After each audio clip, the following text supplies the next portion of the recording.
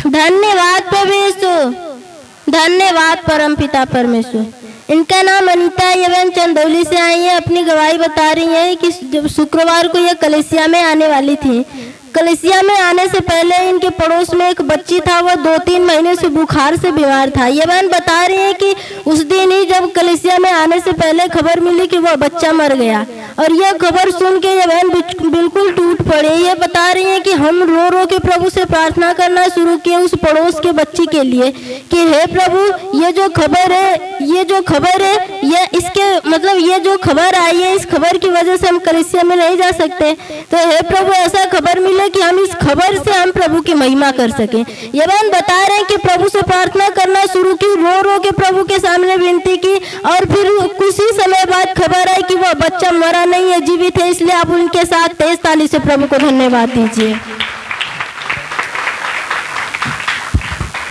Hallelujah, hallelujah, hallelujah. क्या गवाही है आपकी, क्या थी? मतलब हम बीफा के आने वाली थी, तो मतलब मुझे प्रभु जी या मेरा कोई मतलब प्रभु जी रोक दिया, तो मैं सुख को नहीं आने पाई।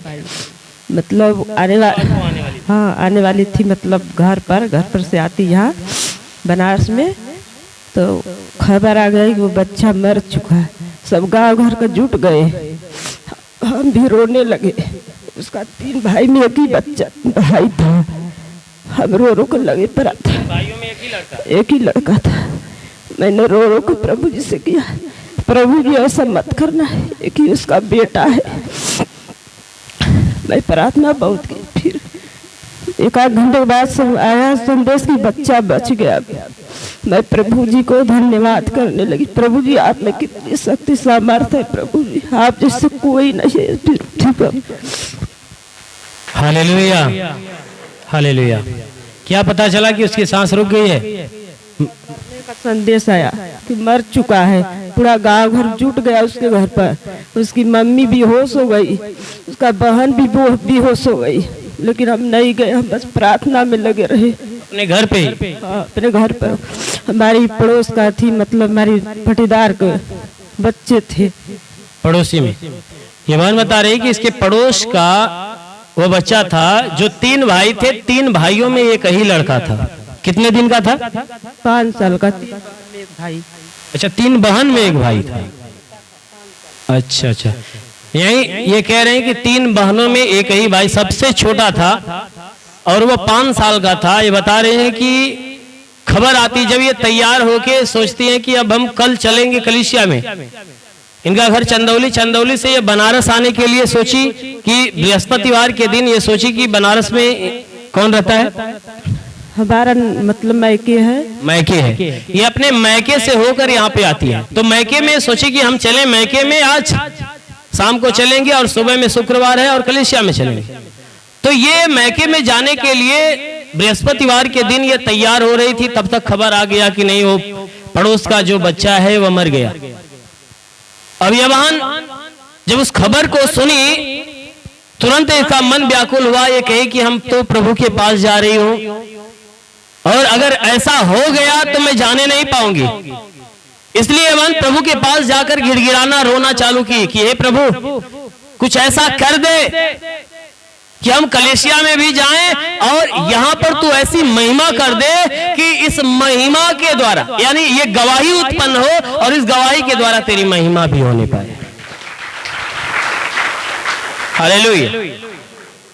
और ये प्रभु के पास रो रो कर प्रार्थना करने लगी कि हे प्रभु, वह 3 बहनों में एक ही भाई है, और उसके ऊपर अपने जीवन की आशीष दे, ताकि जो खबर मुझे मिल रही है कि नहीं ये मर गया है, तो प्रभु अपनी महिमा प्रकट कर कि दोबारा खबर मिले तो तेरी महिमा का खबर मिले।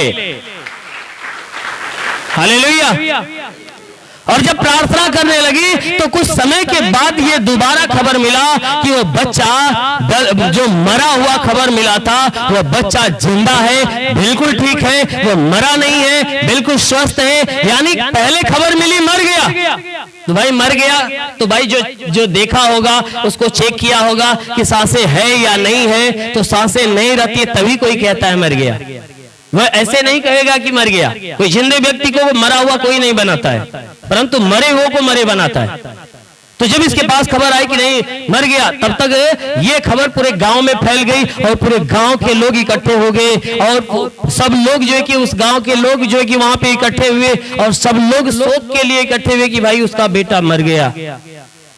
3 बहनों में एक बेटा था और ये बहन जब प्रार्थना करने लगी और प्रभु से गवाहियां मांगने लगी, प्रभु की महिमा मांगना चालू की, प्रभु मैं तेरे घर में जा रही हूँ, तेरे महिमा के लिए जा रही हूँ, तो मुझे रोकने के लिए जो रोकने के लिए ये मेरे पास दीवारें आ रही है, उस दीवार को ढा दे ताकि हम जो तेरे भवन में जाएं तो इस दीवार के ढहने की गवाही हम बताएं। और वैसा ही हुआ। प्रभु से प्रार्थना की और प्रभु ने ऐसी महिमा प्रकट की कि जो बच्चे की खबर मिली थी मर गया है, जिसकी सांसें निकल गई थी, प्रभु ने उसकी सांसें उसके अंदर वापस दिया और फिर से उसे जीवन दिया। इसलिए यह बहन उस परमेश्वर का जो स्वर्ग में बैठा है, जिसने उसे जीवन दान दिया, उस परमेश्वर का कोटि कोटि धन्यवाद करें। Hallelujah, hallelujah. मेरे प्रियो,